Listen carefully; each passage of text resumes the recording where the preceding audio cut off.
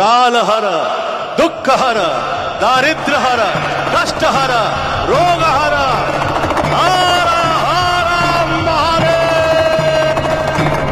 మానవ జీవిత మహేతిహాసమునందు సకల మానవాళి క్షేమాన్ని కోరి నిర్వహిస్తున్నటువంటి మహారుద్ర భస్మార్చన ఆ పరమశివుని యొక్క పాశుపతాస్త్రము వలె ఎంతో రక్షణ ఇచ్చేటువంటి మహామంత్ర పాశుపతంతో చేసేటువంటిది ఈ మహారుద్ర భస్మార్చన.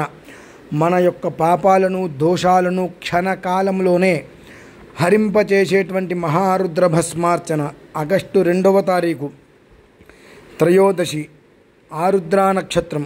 ఆ సమయమునందు ఈశ్వరుని స్తుతిస్తూ ఎంతోమందికి ఉన్నటువంటి కొన్ని రకాల అనుమానాల్ని నిర్వీర్యం చేస్తూ ఆ పరమశివుని ప్రత్యక్షంగా మరొక్కసారి ప్రసన్నత చేసుకునేటువంటి మహత్తరమైన అవకాశం అందరూ కూడా సద్వినియోగం చేసుకోగలరు. ఓం నమః శివాయ.